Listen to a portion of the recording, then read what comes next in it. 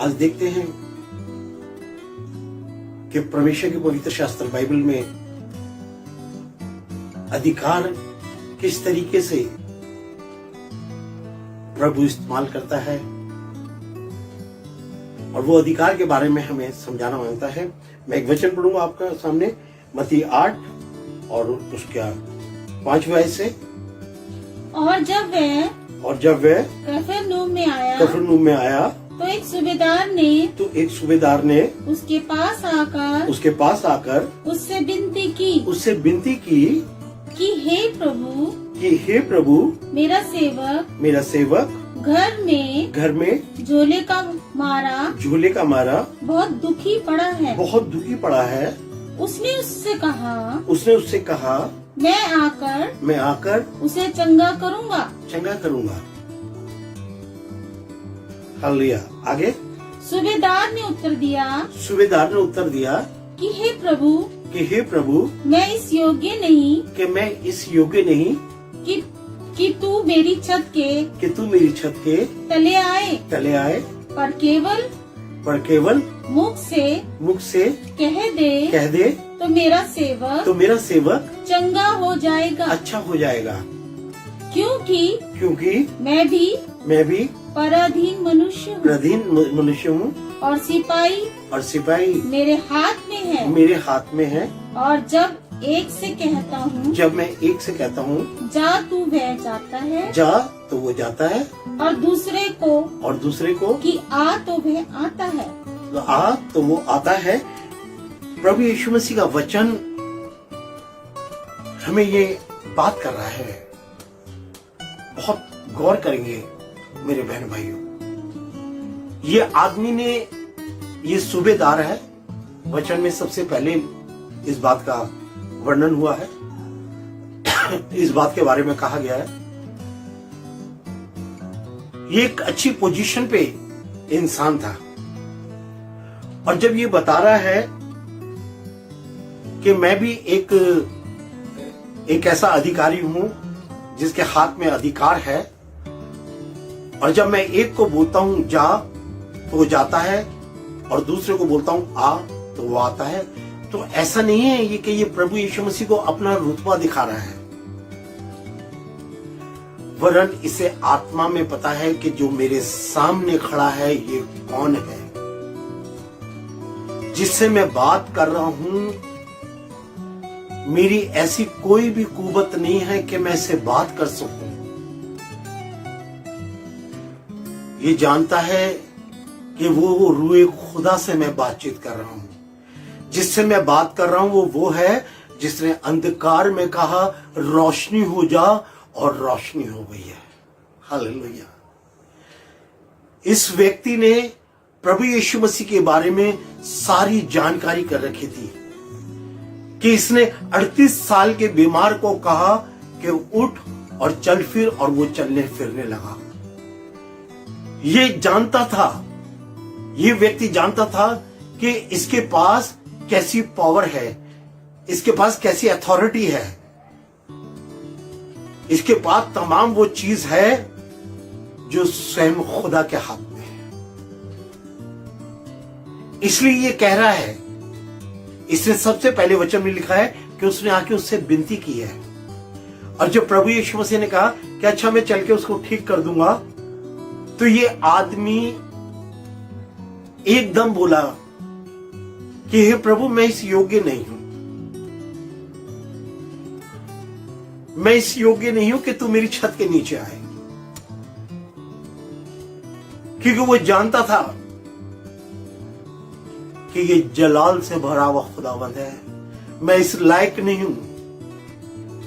खुदावंद ने इस व्यक्ति की दीनता और नम्रता को देखा है,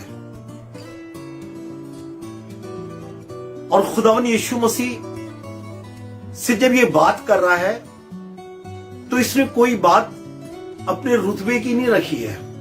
कई बार खुदावंद के पास हमारा रुतबा हमें रोक देता है, हम उसके नजदीक आना चाहते हैं, मगर कई बार ऐसा होता है मेरे बहन भाइयों कि हमारी वो पोजीशन और वो सब कुछ देख के ना हमें लगता है कि नहीं यार, मेरे को अभी नहीं जाना चाहिए, जब टाइम होगा मैं चला जाऊंगा।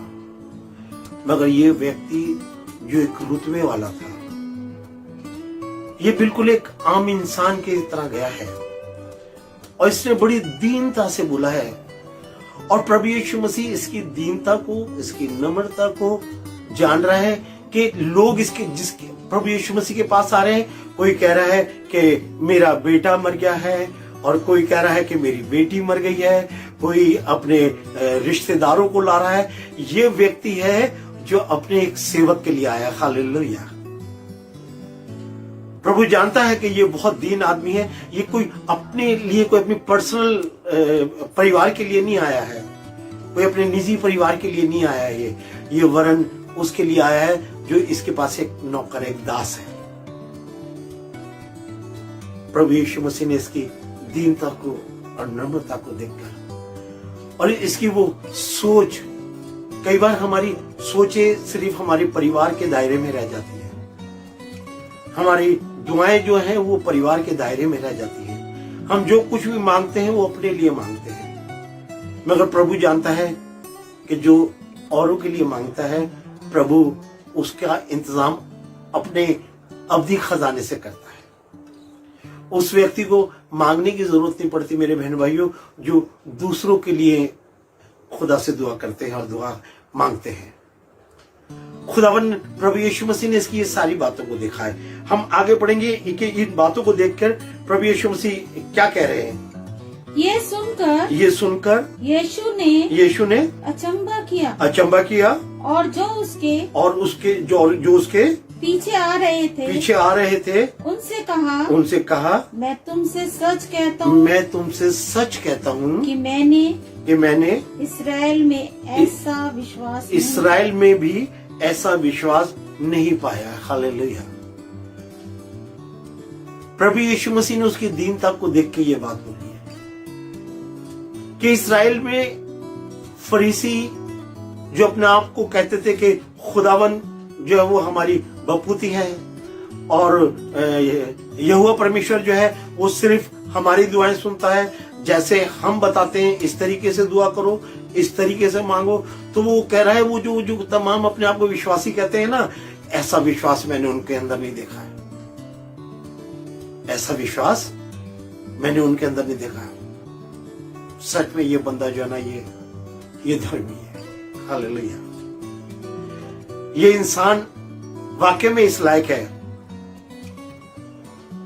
कि मैं इसके लिए कुछ करूं, क्योंकि इसने अपने लिए कुछ नहीं मांगा है, इसने अपने एक नौकर के लिए मांगा है। आगे देखेंगे।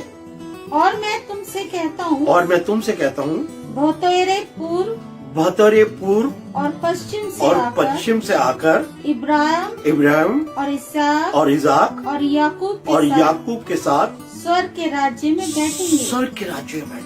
हालेलुया। ये तमाम वो लोग जो दीन हैं, ये तमाम जो दिशाओं में रहते हैं, जो प्रभु यीशु मसीह को ये जानते हैं कि ये जिंदा खुदा का बेटा है, वो लोग नहीं जो ये बता रहे हैं कि जिन्होंने शरीयत के ऊपर शरीयत लिख दी और तमाम अपने देवी देवता खड़े कर लिए और तमाम लोगों के ऊपर तमाम वो बोझ, जिसके लिए प्रभु यीशु मसीह कह रहे हैं आए बोझ के थके और मांदे लोगों मेरे पास आओ, मैं तुम्हें आराम दूंगा। वो बोझ लोगों के ऊपर लाद दिया है, जिसके लिए प्रभु यीशु मसीह कह रहे हैं तुमने लोगों के ऊपर ऐसा जुआ बांध दिया है जिसे तुम अपनी एक उंगली से भी नहीं उठाना चाहते। खुदावन कह रहे हैं कि तमाम वो लोग, तमाम वो विश्वासी जो तमाम दिशाओं से चलकर आके अब्राहम, इसाक और याकूब के उस सिंहासनों के पास, वो जो स्वर्ग में लगा हुआ है, वो जो खुदा के पास लगा हुआ है, खुदावन यीशु मसीह तमाम अपने लोगों को जो इस तरीके से दीन है, ये व्यक्ति प्रभु यीशु मसीह की सामर्थ को जानता था। ये जानता था कि ये सिर्फ मुर्दों को आवाज देता है तो मुर्दे कब्र से निकल आते हैं। ये प्रभु यीशु मसीह की उस पावर को जानता था मेरे बहन भाइयों, क्योंकि ये स्वयं खुद एक ऐसा व्यक्ति था जो एक पोजीशन रखता था। ये जानता था कि मैं जिसको जो बोलूंगा ना वो हो जाएगा, और वो होता था। कई बार हम भी आपस में अगर किसी सरकारी अफसर को जानते हैं तो हम सिर्फ जाके उसका नाम लेते हैं उसके डिपार्टमेंट में, तो सामने वाला व्यक्ति एकदम अच्छा आप उनके जानने वाले, आइए बैठिएगा, और एकदम इमीडिएट। आज प्रभु यीशु मसीह का सिर्फ आप और मैं नाम लेते हैं और तमाम दुष्ट आत्माएं और वो भागती हैं। जानते क्यों? क्योंकि उसकी सामर्थ ऐसी है, उसकी अथॉरिटी ऐसी, उसकी पावर ऐसी है। प्रभु यीशु मसीह की सामर्थ को हमने समझना है मेरे बहन भाई। ये व्यक्ति था जिसने उसकी सामर्थ को समझा था। ये व्यक्ति था जो जानता था कि मैं किससे बात कर रहा हूं। जब हम ये जान जाएंगे ना प्रभु यीशु मसीह है कौन, तो प्रभु यीशु मसीह कहेगा कि तुम अब्राहम, इसहाक और याकूब की उस घराने में, उन सिंहासनों में, उस संगति में बैठोगे जहां खुदावंद प्रभु यीशु मसीह खुद स्वयं होगा। बहुत जरूरी है कि हम दीन हो और खुदा की उस सामर्थ्य को ग्रहण करें, उसकी तमाम उन बातों को, उस वचनों को हम पकड़ के रखें, अपने आप को कुछ ना समझते हुए। इस व्यक्ति ने अपने आप को कुछ समझा नहीं है, इसने कोई आके अपने उसकी डींग नहीं मारी थी, वरन इसने ये बताया था कि मैं समझता हूं कि पावर क्या होती है, मैं समझता हूं। इसलिए इसने अपना जो परिचय दिया है, अपना इंट्रोडक्शन दिया है, वो सिर्फ इसलिए दिया है कि मैं जानता हूं कि तू कौन है। इसने अपनी शान के लिए नहीं दिया था। जी हाँ, एक वचन और पढ़ेंगे। परंतु राज्य की संतान बाहर अंधेरे में डाल दिए जाएंगे। बाहर अंधेरे में डाल दिए जाएंगे। वहाँ रोना दांतों का पीसना होगा। हालेलुया। ये राज्य की संतान कौन है? ये राज्य की संतान तमाम वो हैं जो हे प्रभु तो कहते रहते हैं। ये संतान वो है जो बाप के घर में तो रहते हैं मगर बाप की आज्ञाओं को नहीं मानते। ये बाप से बात करते हुए खुद शर्माते हैं और दूसरे को करने भी नहीं देते। ये राज्य की वो संतान होंगी जो तमाम अपने आप को अधिकारी तो समझते हैं मगर इनके पास अधिकार कुछ भी नहीं है। यहां वचन में राज्य की संतान लिखा हुआ है मेरे भाई। ये तमाम वो जो अपने आप को अधिकारी समझते हैं, जो कहते हैं हमारे पास अधिकार है, मगर इनके पास कायदे में अधिकार है नहीं। ये सिर्फ और सिर्फ ये वो लोग हैं ना खुद खुदा की महिमा में पहुंचेंगे और ना तमाम उन लोगों को पहुंचने देंगे। इसलिए बड़ा ध्यान करना है कि प्रभु यीशु मसीह की सामर्थ्य को पहचानना है। बड़ा ध्यान करना है कि अपने आप को दीन करना है, अपने आप को बिल्कुल छोटा कर लेना, जैसे प्रभु यीशु मसीह ने कर लिया था। प्रभु यीशु मसीह के शागिर्द पूछने के लिए तैयार है कि बता, हम में से तेरे जाने के बाद हम में से बड़ा कौन होगा, हमारे ग्रुप में बड़ा कौन होगा। मेरे बहनों भाइयों, बड़ा नहीं बनना है। प्रभु यीशु मसीह ने उनको समझाने के लिए उनके पैरों को धोए, सबसे छोटे बन गए, दास बन गए। हमें छोटा बनना है और बहुत छोटा बनना है, क्योंकि आप और मैं कितने बड़े हो जाएं, प्रभु यीशु मसीह से बड़े नहीं हो सकते। अगर हम सच में प्रभु यीशु मसीह के दास हैं तो हमें अपने आप को दीन करना है और छोटा बनना है। प्रभु आपको मुझको इस वचन में होकर बड़ी बरकत और आशीष दे। जय मसीह।